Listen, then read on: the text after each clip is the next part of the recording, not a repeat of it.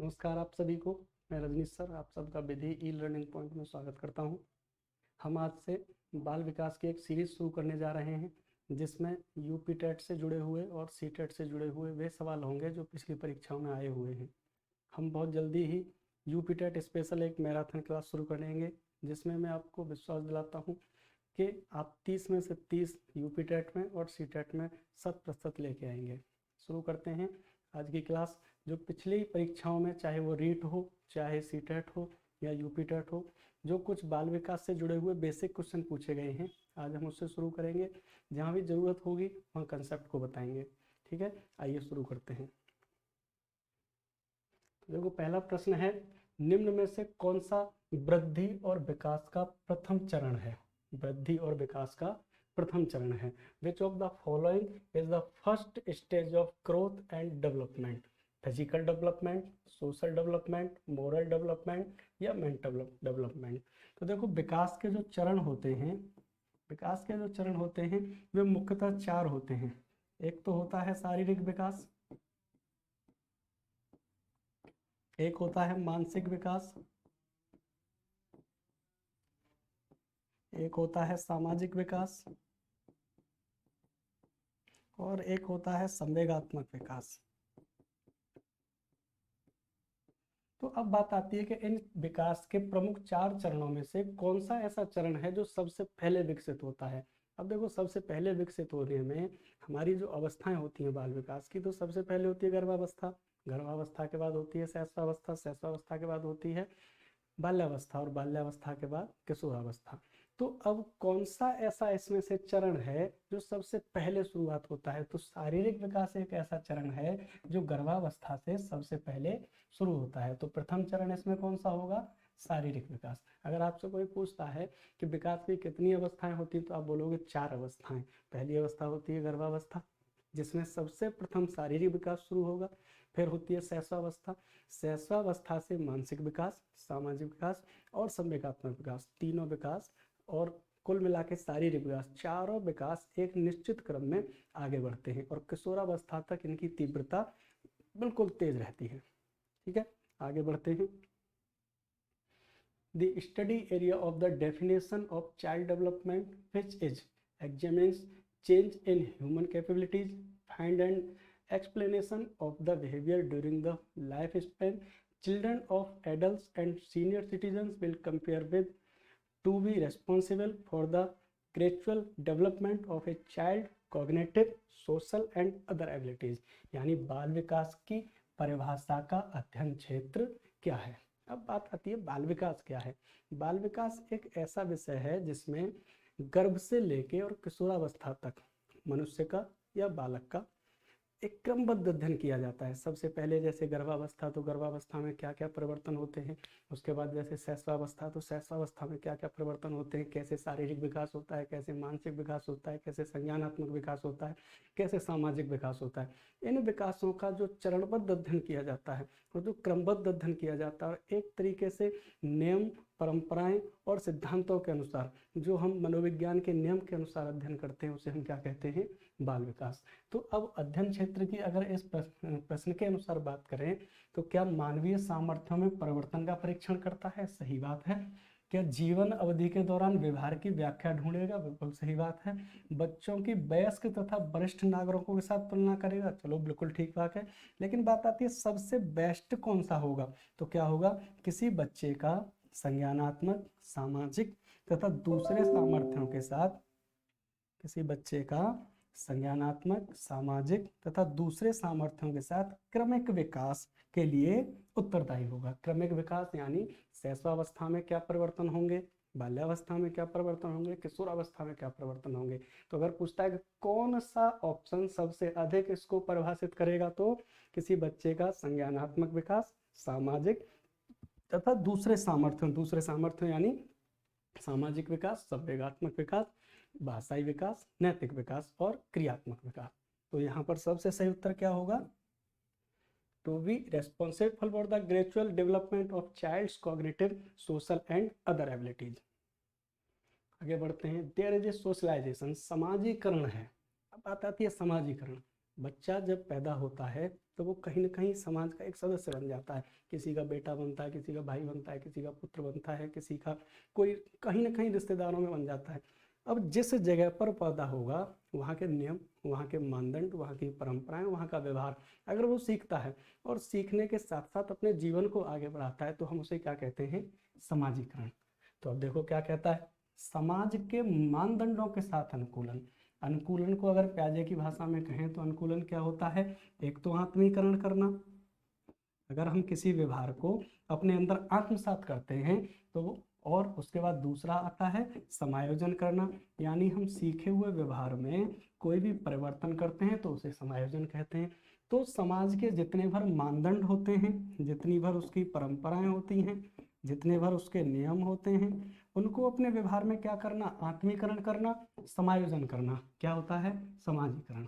समाजीकरण के जो वाहक होते हैं तो कौन कौन होता है? माता पिता, या कह सकते हैं परिवार, उसके बाद आता है मीडिया, उसके बाद आता है विद्यालय। तो इन सब से बच्चा जो भी व्यवहार सीखता है, व्यवहार का आत्मीकरण करता है, उसका समायोजन करता है, उस सब का मानदंडों के साथ अनुकूलन करता है, उसे हम क्या कहते हैं? समाजीकरण। आगे चलते हैं। विकास शुरू होता है तो अभी मैंने वही बताई थी, विकास की जो अवस्थाएं होती हैं तो एक होती है गर्भावस्था, एक होती है शैशवावस्था, एक होती है बाल्यावस्था और एक होती है किशोरावस्था। तो विकास जो शुरू होता है from late childhood, from the parental stage, from infancy और फ्रॉम अर्ली चाइल्डहुड। अब बात आती है कब से शुरू होता है? तो प्रसव पूर्व अवस्था से। प्रसव पूर्व अवस्था यानी गर्भावस्था से। गर्भावस्था किसी भी विकास की पहली अवस्था होती है, ठीक है। उसके बाद दूसरी अवस्था होती है शैशवावस्था, उसके बाद उत्तर बाल्यावस्था यानी 10 वर्ष से 14 वर्ष, और पूर्व बाल्यावस्था यानी 10 वर्ष से लगभग वो 3 वर्ष से लगभग 6 वर्ष। तो यहाँ पर सबसे पहली अवस्था कौन सी होगी? प्रसव पूर्व अवस्था यानी गर्भावस्था से। तो विकास की जो शुरुआत होती है कहाँ से? गर्भावस्था से, यानी शारीरिक विकास शुरू होता है गर्भावस्था से। जन्म के बाद से मानसिक विकास, संवेगात्मक विकास और सामाजिक विकास। अब बात करते हैं विकास का अर्थ है, यानी विकास क्या है। तो देखो क्या कहता है, परिवर्तनों की उत्तरोत्तर श्रृंखला। बिल्कुल सही बात है, जैसे जैसे हमारा विकास हो रहा है, विकास कैसी प्रक्रिया है? निरंतर चलने वाली प्रक्रिया है। जैसे जैसे विकास होगा ऐसे ऐसे हमारी बुद्धि, हमारा व्यक्तित्व, हमारा व्यवहार सामान्य से विशिष्ट की ओर बढ़ता चला जाएगा। उसके बाद आता है अभिप्रेरणा एवं अनुभव के फलस्वरूप होने वाले परिवर्तनों की उत्तरोत्तर श्रृंखला। सही बात है। अब आती है परिपक्वता एवं अनुभव के फलस्वरूप। बिल्कुल सही बात है, परिपक्वता एवं अनुभव के फलस्वरूप होने वाले परिवर्तनों की श्रृंखला। अब देखो यहाँ क्या होता है, एक वर्ड आता है आपका परिपक्वता। क्या आता है? परिपक्वता, या जैसे हम क्या कहते हैं? मैच्योरिटी। परिपक्वता क्या होती है? आयु और अधिगम, इन दोनों के मेल से जो चीज बनती है उसे हम कहते हैं परिपक्वता। अब देखो हमारी आयु, अधिगम और अनुभव के फलस्वरूप जो भी हमें परिवर्तन आ रहे हैं, हमारे शारीरिक परिवर्तन आयु के अनुसार बढ़ रहे हैं, हमारे मानसिक परिवर्तन अनुभव के अनुसार बढ़ रहे हैं, हमारे सामाजिक परिवर्तन अनुभव के अनुसार बढ़ रहे हैं, हमारे संवेगात्मक परिवर्तन अनुभव के साथ बढ़ रहे हैं। तो हमारे शारीरिक और बाकी के तीनों विकासों के फलस्वरूप जो भी हमें परिवर्तन होते हैं, जो भी उसकी वो श्रृंखला होती है, उसे हम क्या कहते हैं? विकास कहते हैं। सही उत्तर क्या होगा? परिवर्तन, परिपक्वता एवं अनुभव के फलस्वरूप होने वाले परिवर्तनों की श्रृंखला। आगे चलते हैं। विकास के संदर्भ में निम्नलिखित में से कौन सा कथन सत्य नहीं है? प्रश्न क्या कह रहा है? सत्य नहीं है। अब देखो पहली बात क्या है, विकास की प्रत्येक अवस्था के अपने खतरे हैं। बिल्कुल सही बात है, विकास की प्रत्येक अवस्था के अपने खतरे होते हैं। अगर शैशवावस्था में बालक को सही देखभाल नहीं मिले, अगर उसको सही वातावरण नहीं मिले तो उसका सीखने को प्रभावित करेगा। बाल्यावस्था में सही विद्यालय नहीं मिले, सही जिज्ञासा शांत नहीं हो, सही खेल विधियाँ नहीं मिले तो उसकी विकास अवरुद्ध होगा। किशोरावस्था में अगर सही वातावरण की पहचान ना हो, सही मित्रता ना हो, सही दिशा निर्देशन और परामर्श नहीं मिले तब भी उसको प्रभावित करेगा। तो विकास की प्रत्येक अवस्था के क्या हैं? अपने खतरे हैं। अब बात आती है विकास बढ़ावा देने से होता है। ये तो सही बात है, यहाँ पर होगा नहीं होता है। यहाँ पर क्या होगा?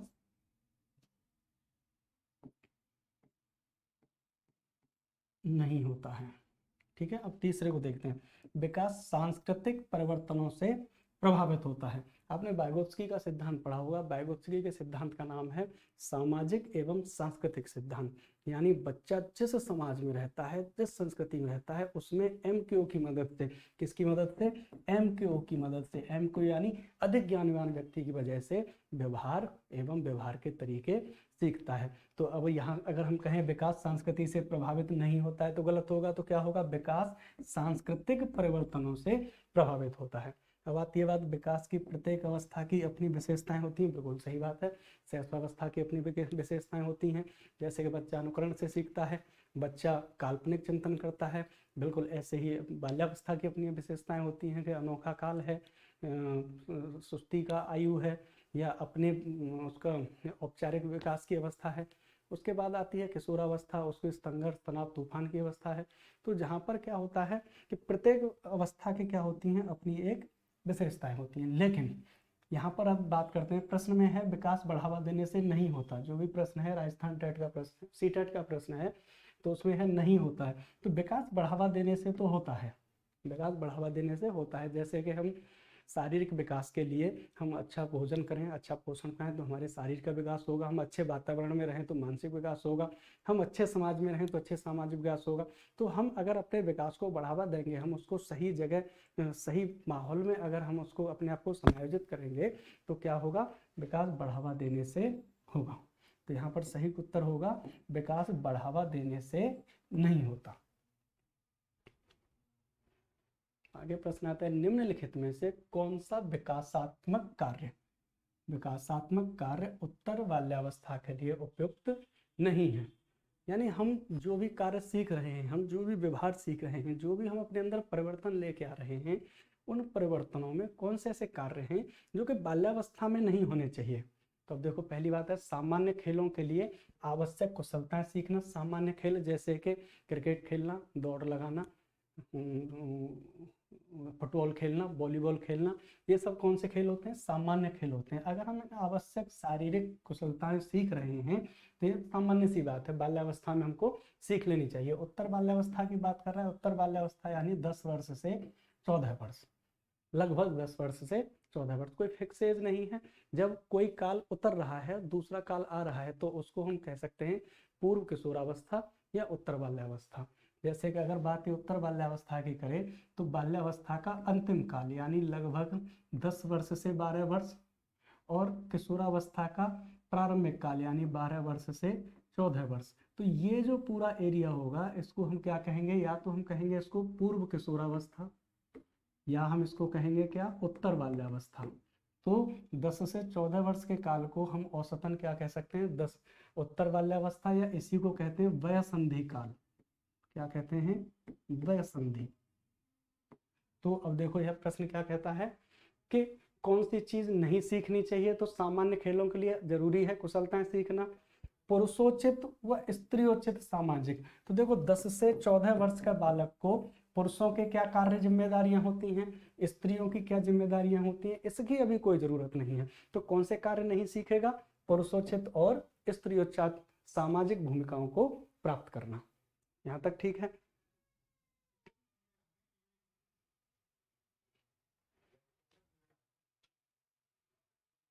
आगे चलते हैं। इनमें से एक श्रेष्ठ गामक कौशल का उदाहरण है। तो देखो कौशल जो होते हैं, गामक कौशल जो होते हैं, ये दो प्रकार के होते हैं। गामक यानी गत्यात्मक कौशल, यानी हम शरीर से जो कोई कार्य कर रहे हैं, हमारे शरीर जो एक्टिव है, जैसे मैं ये हाथ चला रहा हूँ, मैं ये लिख रहा हूँ, या मैं चल के आ रहा हूँ, तो ये सब गामक कौशल है। तो अब ये गामक कौशल जो होते हैं दो प्रकार के होते हैं। एक तो होता है सूक्ष्म और एक होता है स्थूल। अब सूक्ष्म कौन से आते हैं, लिखना, बोलना, चित्रांकन, ये सब कैसे कार्य हैं, सूक्ष्म कार्य हैं। अगर हम स्थूल की बात करें तो कौन से होते हैं, दौड़ना, चलना, तैरना, ये सब कैसे कार्य हैं, गामक कौशल हैं। कैसे कौशल हैं, गामक कौशल। एक तो होते हैं सूक्ष्म गामक कौशल, दूसरे होते हैं स्थूल गामक कौशल। अब देखो इसमें से कौन सा है, चलना गामक कौशल है, रेंगना यानी हमारा शरीर चल रहा है, गामक कौशल है, बैठना बैठना भी गामक कौशल है, हथेली दबोच लेना यानी हाथ पैर चलना ये भी गामक कौशल है। लेकिन प्रश्न कह रहा है श्रेष्ठ कौन सा है, स्पष्ट कौन सा है, तो स्पष्ट कौन सा होगा, चलना एक ऐसा गामक कौशल है जो कैसा है, श्रेष्ठ है, सबसे श्रेष्ठ है, जिसमें हमारे शरीर के लगभग लगभग ज्यादातर अंग एक्टिव रहते हैं। तो यहाँ सही उत्तर क्या होगा, चलना गामक कौशल। One of these an example of excellent singing, गलत लिखा हुआ है इन्होंने, यहाँ पर सिंगिंग स्किल नहीं होगा, इसको कहते हैं साइकोमोटर, साइकोमोटर स्किल। तो walking, creeping, to sit, grabbing the palm, तो यहाँ पर क्या होगा, walking. At what stage does the foundation of a child personality fall, बालक के व्यक्तित्व की नींव किस अवस्था में पड़ती है। तो अब देखो क्या शैशवावस्था में, गर्भकालीन अवस्था में, बाल्यावस्था में, या इनमें से कोई नहीं। तो देखो एक व्यक्ति था जिसका नाम था फ्राइड। फ्राइड ने कहा कि शैशवावस्था बालक के निर्माण की अवस्था है, बालक के निर्माण की अवस्था है। किसकी अवस्था है, निर्माण की अवस्था। यानी शैशवावस्था में जिस प्रकार का माहौल मिलेगा, जिस प्रकार की उसको शिक्षा दीक्षा मिलेगी, जिस प्रकार से उसकी जिज्ञासाओं को शांत किया जाएगा, या जिस प्रकार के उसको वातावरण में रखा जाएगा, उस प्रकार के व्यक्तित्व की उसकी कैसी पड़ जाएगी, नींव पड़ जाएगी। तो अगर पूछा जाता है कि व्यक्तित्व की नींव किस अवस्था में पड़ती है, तो हम क्या कहेंगे, शैशवावस्था में। ये चलते हैं, infancy is a major stage of human development, कौन सी होती है, शैशवावस्था मानव विकास की प्रमुख अवस्था है, लेकिन कौन सी है। तो देखो विकास की जो अवस्थाएं होती हैं वो होती हैं 4। सबसे पहली जो होती है वो होती है गर्भावस्था, और दूसरी जो होती है वो होती है शैशवावस्था, और तीसरी स्टेज जो होती है वो होती है बाल्यावस्था, और चौथी स्टेज जो होती है वो होती है किशोरावस्था। किशोरावस्था, गर्भावस्था 0 से लेके 280 दिन, या इसको कह सकते हैं जन्म तक। कहाँ तक, जन्म तक। शैशवावस्था होती है सामान्यतः जन्म से 5 वर्ष तक, और ये होती है 6 वर्ष से 12 वर्ष तक, और ये 12 से 18 वर्ष तक। तो गर्भावस्था, शैशवावस्था, बाल्यावस्था और किशोरावस्था। तो ये पूछ रहा है विकास की प्रमुख अवस्था है, लेकिन कौन सी, तो कौन सी होगी, द्वितीय। आगे चलते हैं, शैशवावस्था की मुख्य विशेषता क्या नहीं है। शैशवावस्था की यानी कोई बालक 0 से 5 वर्ष के काल में है, या 0 से 3 वर्ष के काल में है।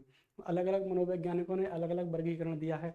हरलॉक कहती हैं 2 से 6 वर्ष तक, 0 से 2 वर्ष तक जो होती है वो शैशवावस्था होती है। रॉस कहते हैं 0 से 3 वर्ष तक होती है। सामान्यतः 0 से 5 वर्ष तक जो होती है हम उसको शैशवावस्था मानते हैं।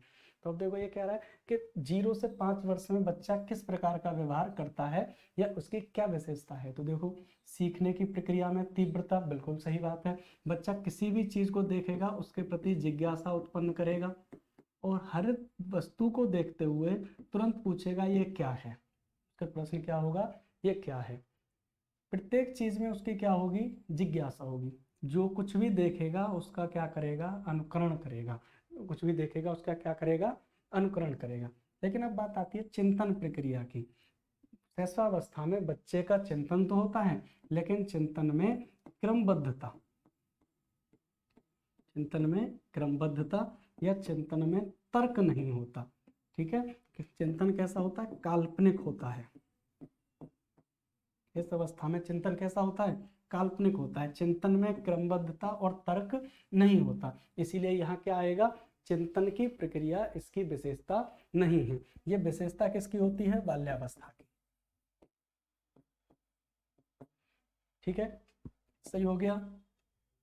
आगे, इस अवस्था को मिथ्या परिपक्वता का काल कहा जाता है। यानी कौन सी ऐसी अवस्था है जिसको हम क्या कहते हैं, मिथ्या परिपक्वता का काल। अब देखो बाल्यावस्था को, एक व्यक्ति थे जिनका नाम था रॉस, जे एस रॉस ने कहा कि बाल्यावस्था यानी लगभग 6 से 12 वर्ष के काल में बालक बड़ा जैसा दिखाई देने लगता है, क्योंकि उसका शारीरिक विकास और मानसिक विकास, सामाजिक विकास लगभग रुक जाता है, स्थायी लगता है, ऐसा लगता है जैसे विकास हो नहीं रहा है। कारण क्या है, उस जो विकास पहले हुआ है तीव्र शैशवावस्था में, अब उसमें क्या आ रही है, तीव्रता आ रही है, अब उसमें क्या आ रही है, स्पष्टता आ रही है। तो बच्चा स्कूल जाने लगता है, बच्चों को अब नए नए दोस्त बनते हैं, बच्चा पहले से औपचारिक शिक्षण के कारण अनुशासित बन जाता है। तो ऐसा लगता है कि बच्चा एकदम अब बदल गया है, अब ये पहले जैसा नहीं रहा, अब ये बड़ा हो गया है। तो रॉस के अनुसार इसको क्या लगता है, मिथ्या परिपक्वता, बच्चा बड़ा होता नहीं है, बड़े जैसा लगता है, जिसको रॉस ने क्या कहा, मिथ्या परिपक्वता का काल। ठीक है, fake maturity. This stage is also called the time of false maturity, infancy, या इसको क्या कहते हैं, चाइल्डहुड। ये चलते हैं, बाल्य अवस्था होती है, बाल्य अवस्था 5 वर्ष तक, यहां तक ये होती है शैशवावस्था। 12 वर्ष तक यानी 6 से 12 वर्ष तक इसे कहते हैं क्या, बाल्यावस्था। 21 वर्ष तक, तो 21 वर्ष में 12 से 18 वर्ष तक जो होती है इसे कहते हैं किशोरावस्था। और अगर हरलॉक के अनुसार देखें तो 18 से 21 वर्ष होती है उत्तर किशोरावस्था, जो होती है उत्तर किशोरावस्था। तो सही उत्तर क्या होगा, 6 वर्ष से 12 वर्ष तक। आगे चलते हैं, डेवलपमेंट प्रोसीड फ्रॉम से इतने तक, general to specific, complex to difficult, specific to general, या सिंपल टू इजी। तो अब देखो ये कह रहा है विकास कहाँ से कहाँ की ओर बढ़ता है, यानी कहाँ से कहाँ की ओर। तो हम क्या बोलते हैं, जब कोई व्यक्ति पैदा होता है तो वो कैसा होता है, सामान्य होता है, और जैसे जैसे वो वातावरण से संपर्क बनाता जाता है उसका व्यवहार, उसका विकास कैसा होता जाता है, सामान्य से विशिष्ट की ओर, यानी स्थूल से सूक्ष्म की ओर, यानी अपरिष्कृत से परिष्कृत की ओर। क्या कह सकते हैं इसको, अपरिष्कृत से परिष्कृत की ओर। क्या कहते हैं हम, स्थूल से सूक्ष्म की ओर। बालक जैसे जैसे वातावरण के संपर्क में आएगा, जैसे जैसे एमकेओ के संपर्क में आएगा, जैसे जैसे वातावरण से अंतःक्रिया करेगा, ऐसे ऐसे उसके विकास में क्या आती जाएगी, विशिष्टता आती जाएगी। जीन पियाजे कहते हैं कि जैसे जैसे हम कार्य क्षेत्र बढ़ाते जाते हैं ऐसे ही हमारा संप्रत्यय निर्माण होता जाता है, और संप्रत्यय निर्माण जो होता है वो होता है सामान्य से विशिष्ट की ओर, विशिष्ट से विशिष्टतम की ओर, यानी सरल से कठिन की ओर और कठिन से कठिनतम की ओर। ठीक है, क्या होगा, सामान्य से विशिष्ट की ओर।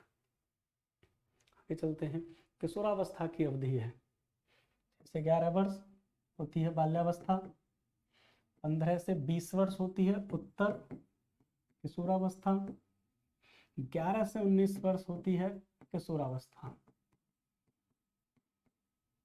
क्या होती है, किशोरावस्था। और 16 से 19 वर्ष भी होती है उत्तर किशोरावस्था।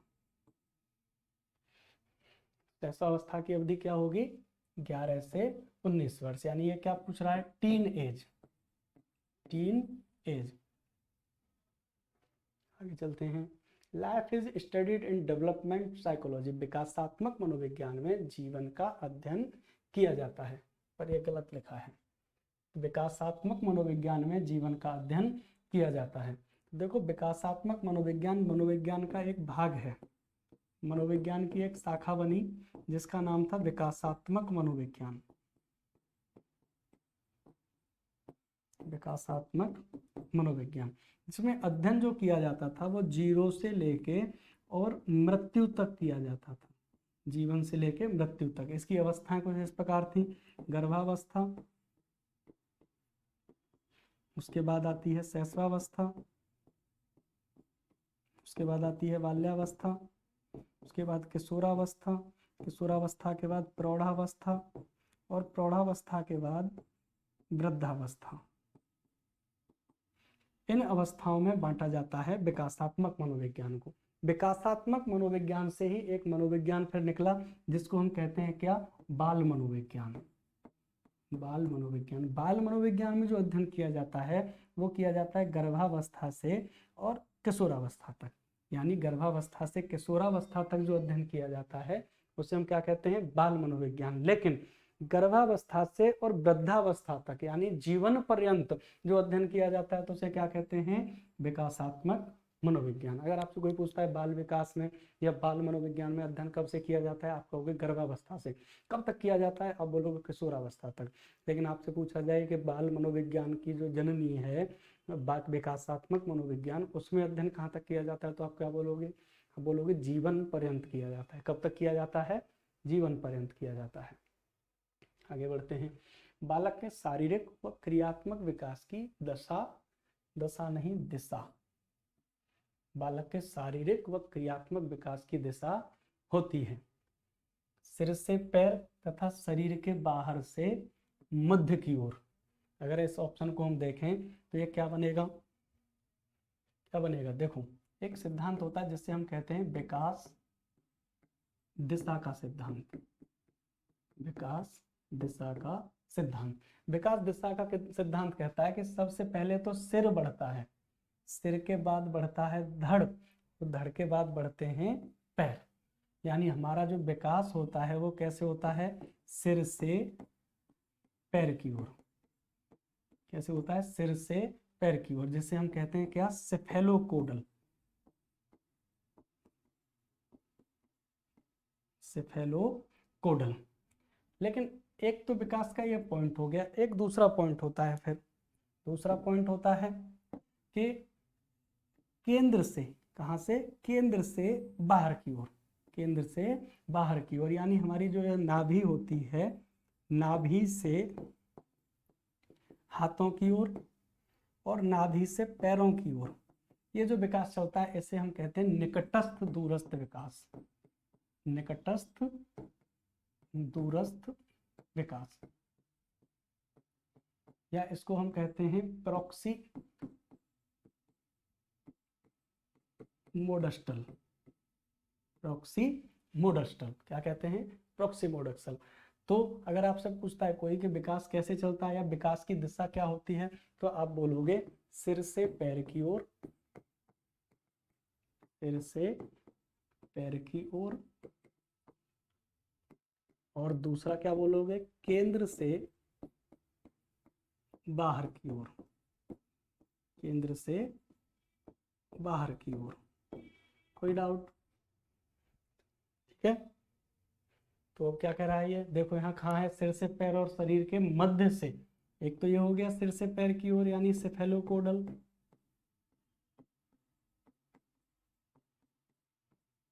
सेफेलोकोडल, और मध्य से बाहर की ओर यानी प्रॉक्सी मोडस्टल। प्रॉक्सी मोडस्टल, तो सही उत्तर क्या होगा, सिर से पैर की ओर।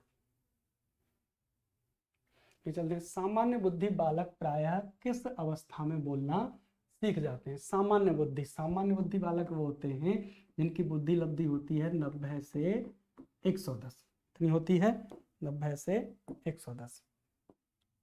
अब देखो जिनकी बुद्धि लब्धि 90 से 110 होती है वो 11 माह में बोलना सीख जाते हैं। माह में बोलना सीख जाते हैं, 11 माह में। अब 11 माह में जो बच्चा बोलना सीख रहा है वो कितने शब्द बोलता है, वो बोलता है 3 से 4 शब्द।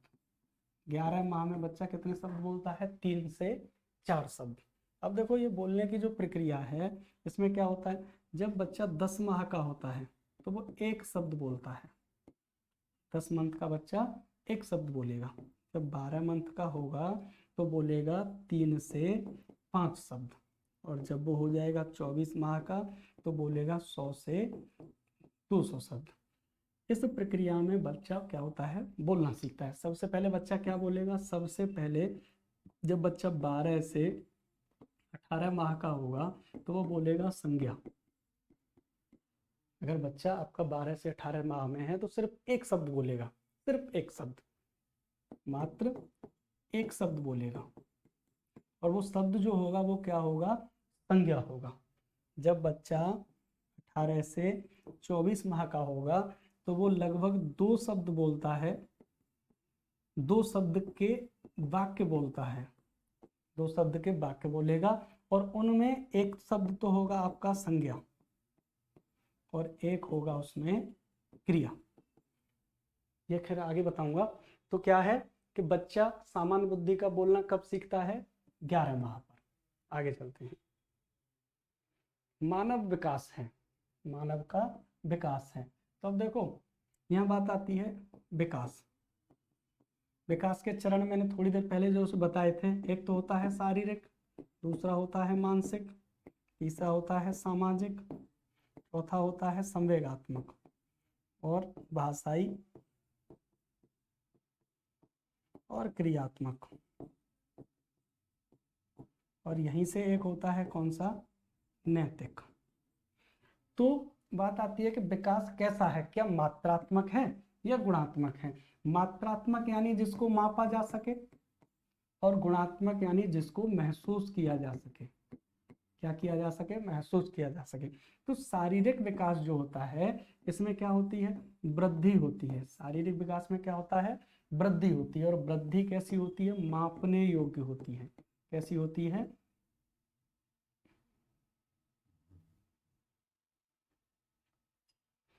मापने योग्य वृद्धि होती है, मापने योग्य। लेकिन ये बाकी के जितने भर विकास हैं इनको हम क्या कर सकते हैं? महसूस कर सकते हैं, इनको माप नहीं सकते। तो विकास में क्या होता है? वृद्धि को मात्रात्मक और बाकी को गुणात्मक। इसीलिए विकास कैसा होता है? मात्रात्मक भी होता है और गुणात्मक भी होता है। यहाँ तक क्लियर? आगे चलते हैं। Which of the following is a theory of evaluation? निम्नलिखित में से कौन सा विकास का सिद्धांत है? Theory of development, theory of development. अब देखो विकास के सिद्धांत, सामान्यतः विकास के जो सिद्धांत होते हैं 10 सिद्धांत होते हैं। जैसे निरंतर विकास का सिद्धांत, विकास की विभिन्न गति का सिद्धांत, विकास क्रम का सिद्धांत, परस्पर संबंध का सिद्धांत, विकास दिशा का सिद्धांत। 10 सिद्धांत होते हैं। अभी मैं जब आपको मैराथन पढ़ाऊंगा या मैं आपको बाल विकास की जब एक विधिवत या क्रमबद्ध अध्ययन कराऊंगा तब मैं आपको सारी चीज़ें बताऊंगा। लेकिन फिलहाल यहाँ देखते हैं क्या है कि सभी की विकास दर समान नहीं होती। विकास हमेशा रेखीय होता है, यह निरंतर चलने वाली प्रक्रिया नहीं है। विकास की सभी प्रक्रियाएं अंतर संबंधित नहीं है। अब देखो विकास की सभी प्रक्रियाएं अंतर संबंधित नहीं है, ये बात बिल्कुल कैसी है? गलत है। क्योंकि विकास का एक सिद्धांत है जिसको हम कहते हैं परस्पर विकास का सिद्धांत। किसका सिद्धांत? परस्पर विकास का सिद्धांत। परस्पर विकास के सिद्धांत में क्या होता है कि हमारा शारीरिक, मानसिक, क्रियात्मक, सामाजिक और संवेगात्मक, ये सभी विकास एक दूसरे से अंतः संबंधित होते हैं और सभी विकास आपस में मिलकर किसका निर्माण करते हैं? व्यक्तित्व का निर्माण करते हैं। व्यक्ति के व्यक्तित्व के लिए अगर कोई जिम्मेदार है तो वो क्या होता है? परस्पर संबंध का सिद्धांत। यानी शारीरिक, मानसिक, क्रियात्मक, सामाजिक, भाषाई और जितने भर बाकी के विकास हैं ये सब मिलकर क्या करते हैं? व्यक्तित्व का निर्माण करते हैं। तो ये बात तो बिल्कुल गलत हो गई। अब देखो आगे आती है, यह निरंतर चलने वाली प्रक्रिया नहीं है। मैं अभी बता रहा था सबसे पहला विकास का जो सिद्धांत है वो है निरंतर विकास का सिद्धांत। यानी गर्भावस्था से लेके और जब तक व्यक्ति इस दुनिया में स्टेबल है तब तक विकास कभी भी रुकता नहीं है। हर वक्त कभी धीमा चलेगा, कभी तेज चलेगा नहीं, हर पल हर वक्त उसका है विकास का क्रम चलता रहता है। तो विकास कैसा होता है? निरंतर चलने वाली प्रक्रिया है। अब देखो बिल्कुल यहीं से दूसरी बात है, विकास हमेशा रेखीय होता है यानी निरंतर तो चलता है। क्या विकास सीधी रेखा में चलता है? तो नहीं। विकास कैसे चलता है? विकास चलता है वर्तुलाकार। कैसे चलता है? वर्तुलाकार। लॉक के अनुसार विकास की जो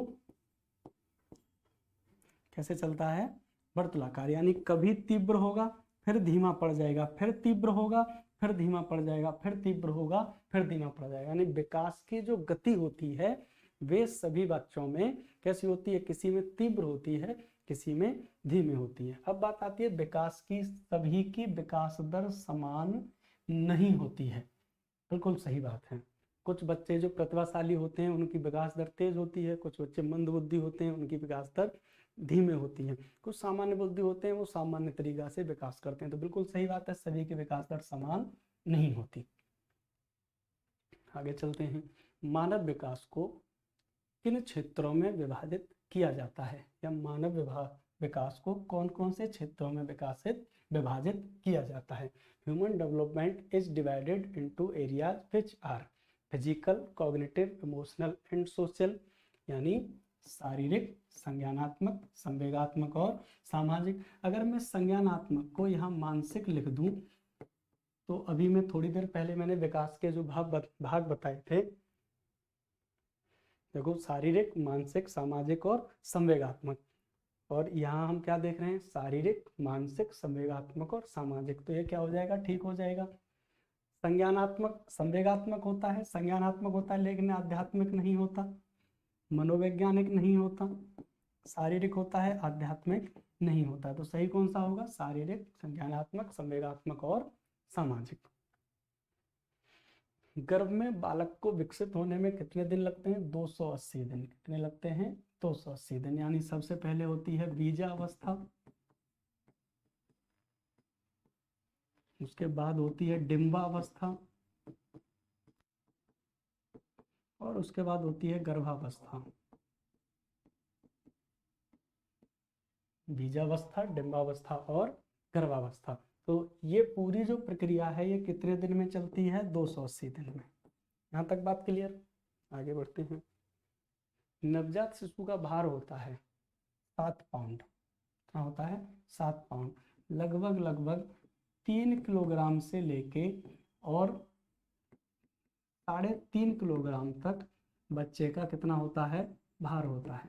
लड़कियों का भार जन्म के समय कम होता है, लड़कों का भार जन्म के समय अधिक होता है। लड़कियों की लंबाई जन्म के समय कम होती है, लड़कों की लंबाई जन्म के समय अधिक होती है। तो भार और लंबाई में जन्म के समय लड़के लड़कियों से आगे होते हैं। और भार कितना होता है, 7 पॉइंट, या कितना होगा, 3 किलोग्राम से लेके 3.5 किलोग्राम तक। वृद्धि एवं विकास से क्या संबंध है। देखो मैंने अभी एक सिद्धांत बताया, परस्पर संबंध का सिद्धांत, यानी विकास और वृद्धि दोनों आपस में एक दूसरे से अंतः संबंधित होंगे तो विकास होगा।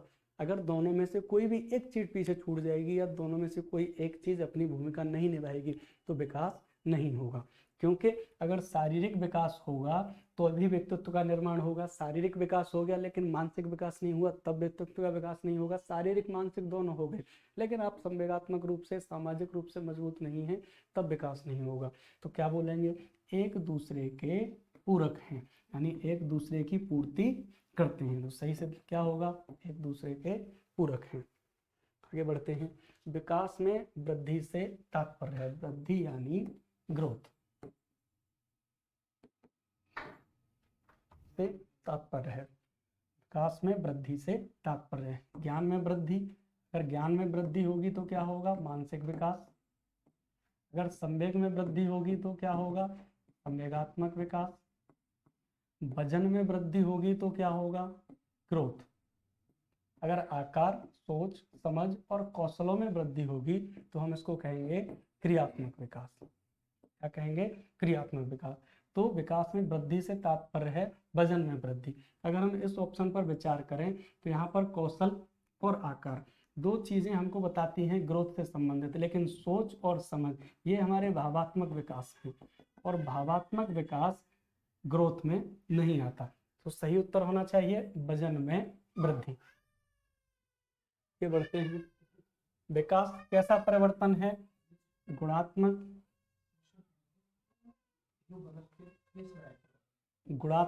रचनात्मक, गणनात्मक और नकारात्मक। तो विकास जो है एक ऐसा परिवर्तन है जिसमें क्या क्या चीजें आती हैं, सामाजिक विकास, शारीरिक विकास, शारीरिक विकास, मानसिक विकास और संवेगात्मक विकास।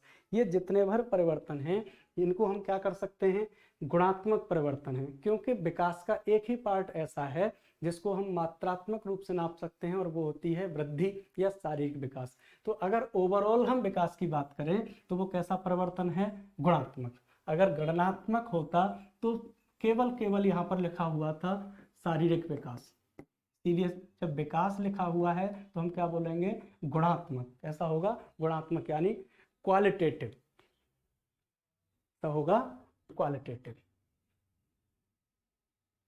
गत्यात्मक कौशल विकास हेतु शिक्षक को प्रयोग में लाना चाहिए। अभी थोड़ी देर पहले मैंने एक क्वेश्चन में बताया था गत्यात्मक कौशल या गतिक कौशल, यानी ऐसे कौशल जो कि हमारे शारीरिक विकास में दिखाई देते हैं, ऐसे कौशल जो कि हमारे क्रियात्मक विकास में दिखाई देते हैं।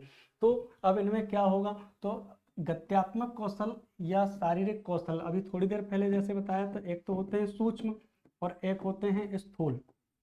तो जहाँ स्थूल में जहाँ हमको चलना, घूमना, तैरना, ये कैसे होंगे, स्थूल होंगे। और सूक्ष्म में क्या होगा, लिखना, बोलना।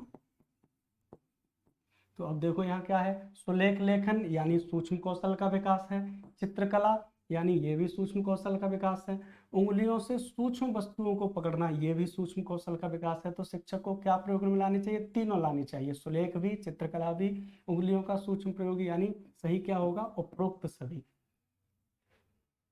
Calligraphy, writing, painting, grasping microscopic objects with the fingers, all of the above. दूसरे वर्ष के अंत तक शिशु का शब्द भंडार हो जाता है कितना, 100 से 200 शब्द। कितना हो जाएगा, 100 से 200 शब्द, यानी 12 से 24 माह तक बच्चे का शब्द भंडार हो जाएगा 100 से 200 शब्द। पहला शब्द बोलेगा 10 माह पर, 4 से 5 शब्द बोलेगा 12 माह पर। तो सही उत्तर होगा 100 से 200 शब्द। आगे बढ़ते हैं। शर्म तथा गर्व जैसी भावना का विकास किस अवस्था में होता है, शर्म तथा गर्व जैसी। अब देखो यहाँ से एक व्यक्तित्व का वर्गीकरण में बताता हूँ आपको। व्यक्तित्व दो प्रकार का होता है सामान्यतः, जो कार्ल जुंग ने दिया था, अंतर्मुखी और एक होता है बहिर्मुखी। बहिर्मुखी जब व्यक्ति अपनी भावनाओं को किसी के सामने प्रकट नहीं करे, जब अपने अंदर उनको समेटे रखे, जो बात कहनी है उसको भी ना कह पाए, तो ऐसा व्यवहार कब होता है, अंतर्मुखी। और जब व्यक्तित्व अंतर्मुखी होता है तो ऐसी कंडीशन बनती है किसमें, शैशवावस्था में। जब बच्चा जो भी सोचे, जो भी समझे या जो भी उसके मन में आ रहा है उसको जो कि तो बोल दे, व्यवहार कैसा होगा, बहिर्मुखी। तो ये व्यवहार जो होता है ये होता है बाल्यावस्था में। तो बाल्यावस्था में जब बहिर्मुखी व्यक्तित्व होगा तो ऐसी कंडीशन में कंडीशन बनती है शर्म की और गर्व की। तो पूछा जाता है कि शर्म और गर्व की भावना का विकास कब होता है, तो आप बोलोगे बाल्यावस्था में। निम्नलिखित में से कौन सा सत्य है, विकास और सीखना समाज सांस्कृतिक संदर्भों से अप्रभावित रहते हैं, शिक्षार्थी एक निश्चित तरीके से सीखते हैं, खेलना संज्ञान और सामाजिक दक्षता के लिए सार्थक है, शिक्षक द्वारा प्रश्न पूछना संज्ञानात्मक विकास में बाधक है। अब देखो बात आती है डी की, शिक्षक द्वारा प्रश्न पूछना संज्ञानात्मक विकास में बाधक है। संज्ञानात्मक विकास यानी मानसिक विकास। शिक्षक और छात्र के बीच में जितनी अंतःक्रिया होगी, जितना प्रश्न कौशल होगा, जितनी उनके बीच में निदान और उपचारात्मक होगा, उतना ही बच्चे का क्या होगा, संज्ञानात्मक विकास होगा। तो बाधक तो नहीं होगा, तो ये गलत हो गया। अब बात आती है खेलना संज्ञान और सामाजिक दक्षता के लिए।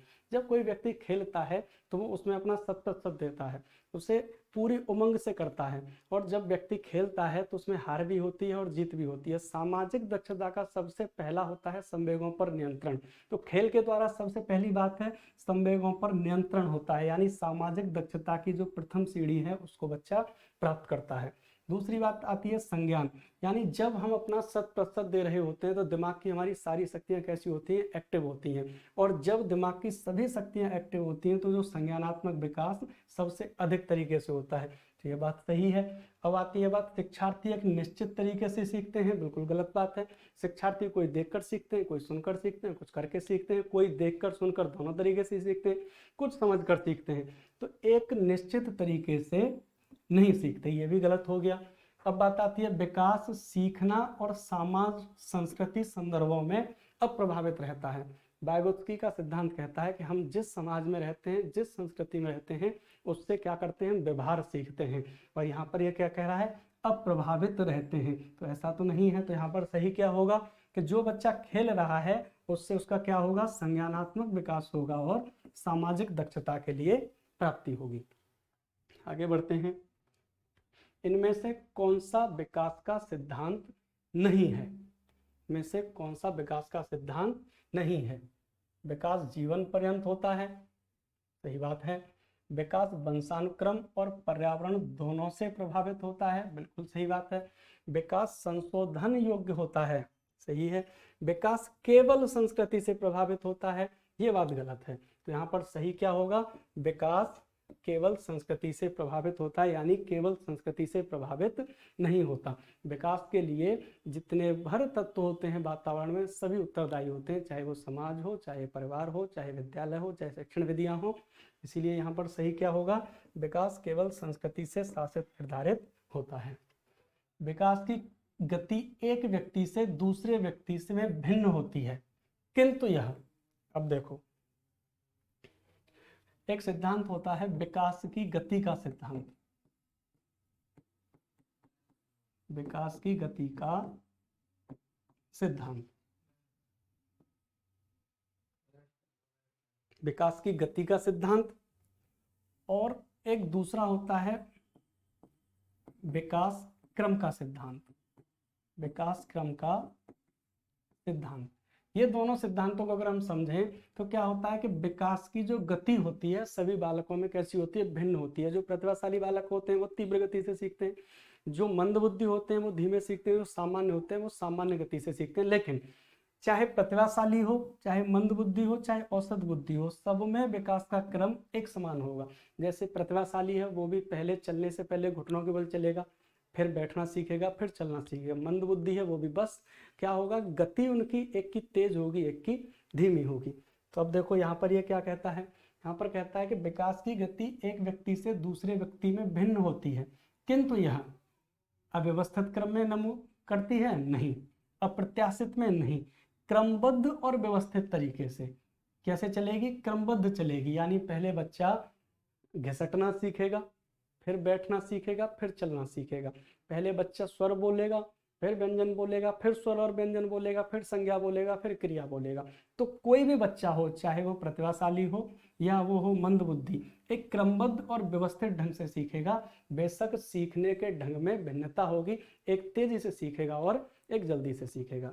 आज के लिए क्लास इतनी ही रखते हैं, कल फिर हम 30 प्रश्नों की प्रैक्टिस कराएंगे और आशा नहीं पूर्ण विश्वास है कि आपके बेसिक जो कंसेप्ट हैं इससे क्लियर हुए होंगे। आज के लिए धन्यवाद, नमस्कार।